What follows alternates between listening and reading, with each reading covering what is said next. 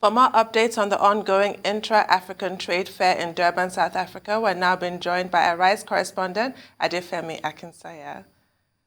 Good morning, ADEFEMI. We just saw your interview with the CBN governor. Great job, as always. Give us your updates. What's happening in Durban?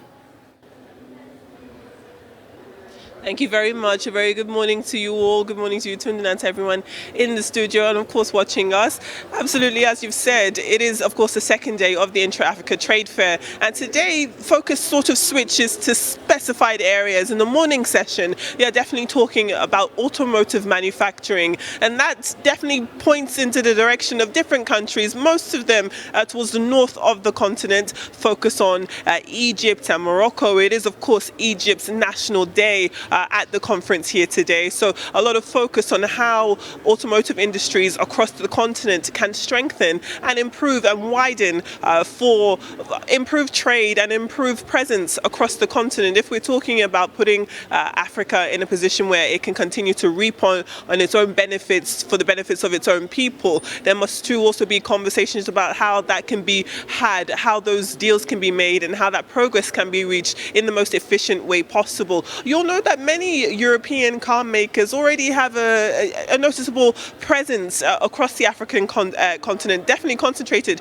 in likes of Morocco and Egypt. Egypt, of course, where the manufacturers of the UK's, or rather London's, red buses. So there is a strong tie between the automotive industry and Africa. But we're hoping that that can also strengthen and definitely reach countries like Nigeria in the near future. So ongoing now is a panel discussion focusing on the automotive industry across Africa. But as I said, there's definitely a lean towards Morocco and Egypt and the Northern African space. But if we cast our minds forward to what is happening this afternoon, that's when the conversation switches focus a bit more to agriculture, which obviously Nigeria plays a huge role in. And we'll be able to listen in on a bit more in terms of the panel discussions here and find out really how this conference, how this trade fair can catapult itself from being a meeting of minds, but also hopefully more action and less talk.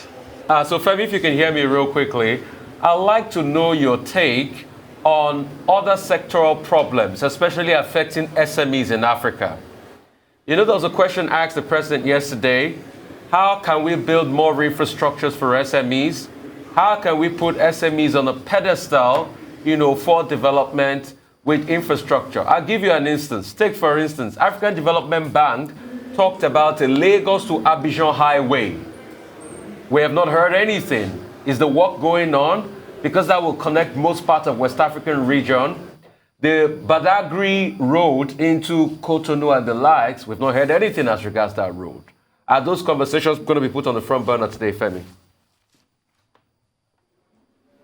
Well, we can definitely hope so. As I said, this morning session is definitely focusing on the automotive industry, but we'd have to put those questions to specific individuals so we can get more of an insight onto how that infrastructure is going to happen, what that's going to look like. We all heard what the president said to Boson yesterday afternoon, and while he did talk about infrastructure, perhaps his answer wasn't so much informative in terms of what SMEs and MSMEs can expect, but he did mention that infrastructure is important. He also mentioned that infrastructure development would start in Nigeria first and then continue cross-border across the African space. But again, looking at what is going on here, it's a lot of discussion, a lot of panelists, but we do want to get our teeth into more deals and more pledges and more investment so that we can know that first and foremost the meeting of minds here was successful, and also for the people, the entrepreneurs, the consumers across the African continent, there has to be something that they must look forward to. So if we're talking about infrastructural development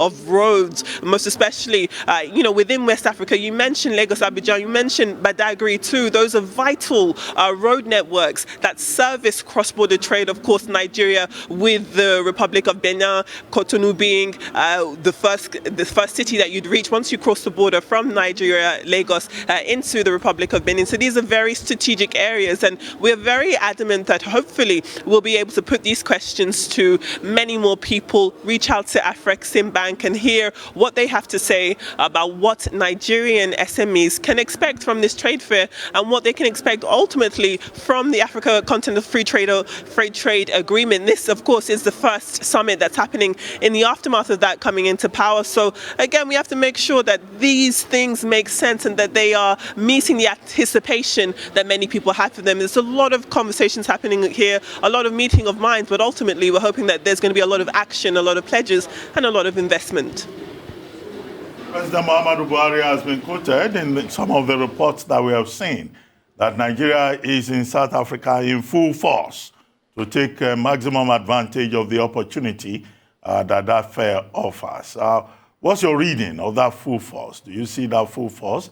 And there was a reference earlier to Nigeria Day out there. So what's your assessment of the Nigerian representation? And do you think, in fact, that we'll be able to take advantage of this? The president talking about the AFCTA, free trade agreement, free trade area, I think that's in order. We understand that. But what is this full force all about?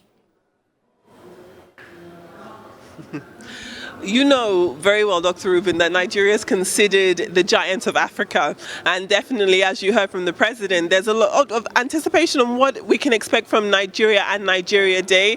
We spoke to Segun Awolowo yesterday too, and he talked about how there's going to be something massive happening on Thursday, which is, of course, Nigeria's Day here at the Intra-Africa Trade Fair. So perhaps that could be what the president was alluding to. And, you know, in terms of what we do know, looking ahead to that day, there's going to be a lot of focus on Nigeria's entertainment space, Nollywood, of course, how that can continue to structure itself and solidify. But even if we move away from the entertainment aspect, there's definitely going to be a lot of anticipation and discussion about how Nigerian goods can survive and not just be goods that can perform across the continent, but indeed away from Africa. As it stands, if we're talking about this manufactural developments and making sure that food products and the like can be created in Nigeria and then used across the continent and internationally, they have to meet certain standards. And that is why Nigerian agricultural products continue to be rejected by the likes of Europe, for example, and sometimes in other countries in Africa.